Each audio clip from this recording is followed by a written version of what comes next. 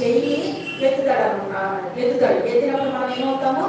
ఆశీర్వదించబడే వారిగా మనం ఉంటాం అన్నమాట. కనుక అన్న ఏముంది, ఈ సేవకురాలైన నన్ను మరొక జ్ఞాపకం చేసుకో ప్రభువా అని ప్రార్థించింది.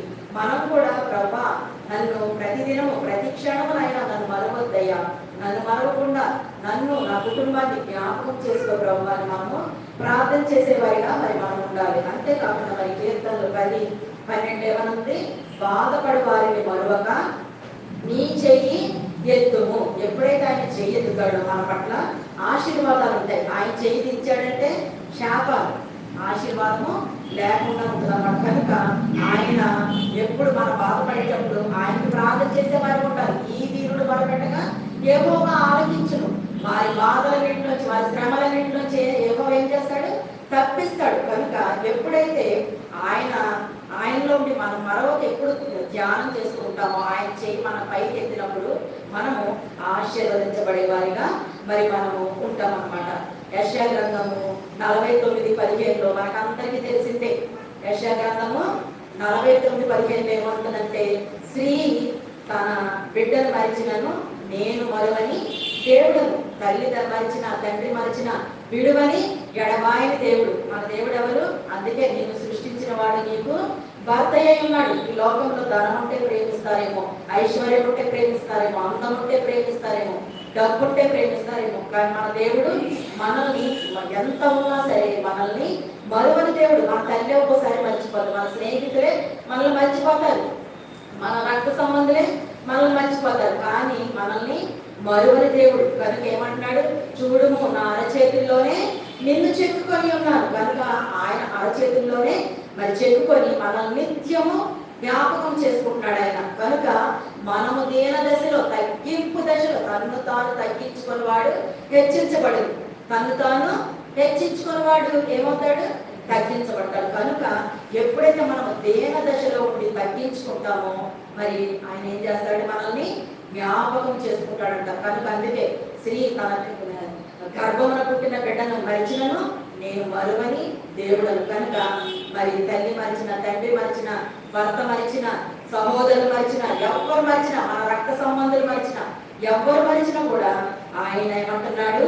నిన్ను మరువను, చూడుము నా అరచేతుల్లోనే నిన్ను చెప్పుకొని ఉన్నాను అంటున్నాడు. ఫస్ట్ గా ఏంటి? ఆయన మనల్ని మరిచిపోయే దేవుడు. ఆయన దృష్టిలో మనం జ్ఞాపకం, దేన దశలో ఉన్నప్పుడు మనం జ్ఞాపకం చేసుకుంటున్నానంటాడు. కాబట్టి ఆయన మనల్ని జ్ఞాపకం చేసుకుంటే మనకు వచ్చే ఆశీర్వాదం ఏమంటుంది? ఫస్ట్ మనము మరువబడము. ప్రతి నిత్యము ఆయన మనల్ని జ్ఞాపకము చేసుకుంటూనే ఉంటాడనమాట. రెండవది ఏంటంటే నిర్గమకాండము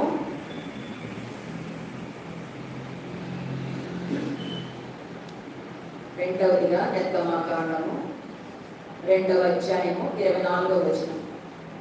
నిర్గమకాండము 2వ అధ్యాయము 24వ వచనము. కాగా దేవుడు వారి మూలుగులు విని అబ్రహామును, ఇస్సాకును, యాకోబులతో తాను చేసిన నిబంధనను జ్ఞాపకం చేసుకునేను.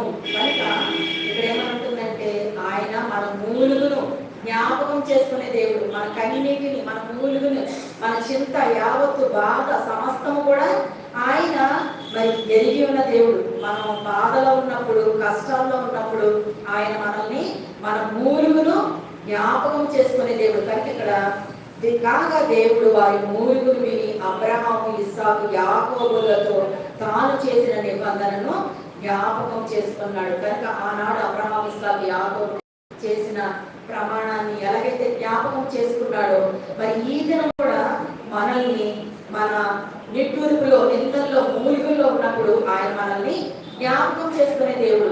కనుక అంత గొప్ప దేవుడు మనం కలిగి ఉన్నాం. కనుక రెండవది ఏంటంటే మన మూలుగును జ్ఞాపకం చేసుకునే దేవుడు. మూడవదిగా ఏంటంటే యెషయా గ్రంథము 38:3. యెషయా గ్రంథము 38వ అధ్యాయము 3వ వచనం. యెషయా గ్రంథము 38వ అధ్యాయము 3వ వచనం.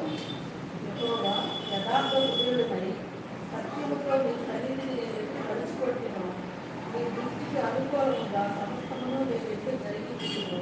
కృపతో జ్ఞాపకం చేసుకోవడం అని